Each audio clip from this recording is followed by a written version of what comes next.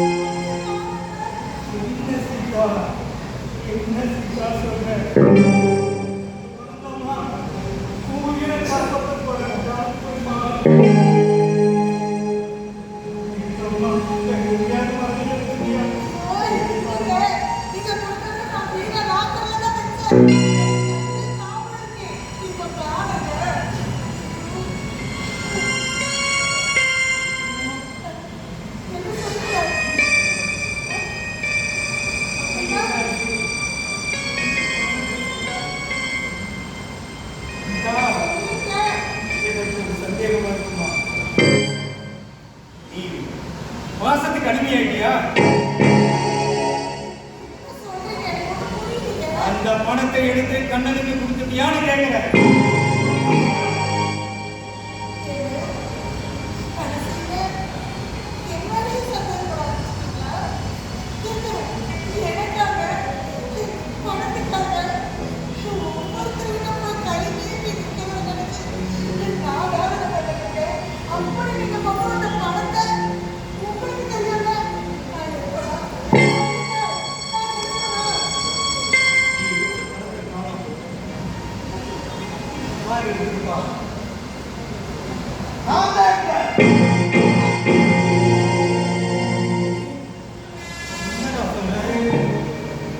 சொந்த வீட்டிலேயே திருடுறதுக்கு எப்படி நான் மனசு வந்தது?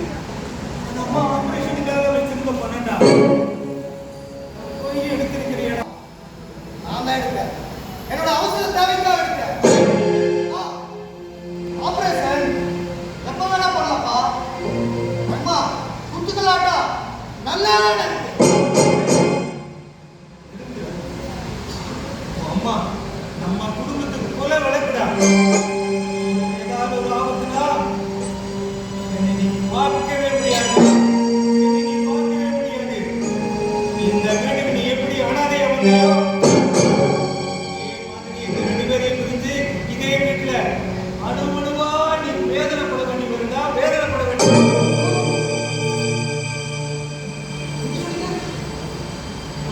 நான்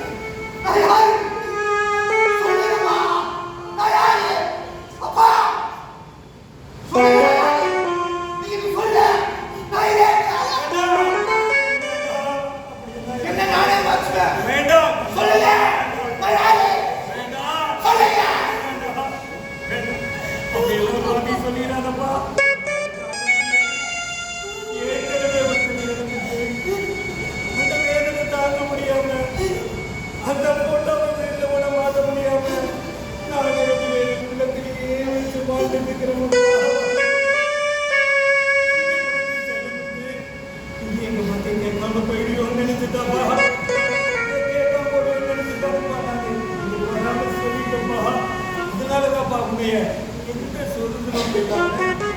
கட்டுப்பாட்டோட வளர்த்தேன்ப்பா. நீ அடிக்கடி கேட்டு, என்னை ஏன் சுதந்திரமா வளர்க்கல, என்னை ஏன் சுதந்திரமா வளர்க்கலன்னு. இதுக்கு காரணம் என்ன தெரியுமா? இந்த மாதிரியே எனக்கு ஒரு மாதிரி இருக்கப்பா. ஒரே மகன்னு செல்லம் கொடுத்து வாசத்தை கொட்டி வளர்த்தணும். ஒரு நாள் எனக்கு இருந்து கொண்டு அம்மா, அம்மா, நான் என் ஃப்ரெண்ட்ஸோட மலைக்காடு டூர் போயிட்டு வந்து சொன்னாங்கம்மா. எவ்வளவோ கெஞ்சி கேட்டோம், சம்மதிக்கலம்மா, போயிட்டோம். போனவன் திரும்பி வர்றப்போ பணமாதாம்மா வந்தா. கட்டத்துல இருட்டா போயிடுச்சுப்பா, இருட்டா போயிடுச்சு.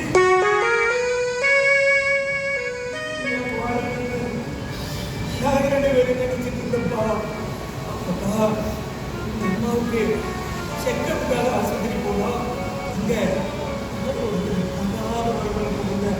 அழகான ஆண் குழந்தைய கேள்விப்பட்டப்பா. நானும் அம்மாவும் போய் பார்த்தோம். சொல்லி என் கண்ணன மாதிரியே இருந்தப்பா, என் கண்ணன மாதிரியே.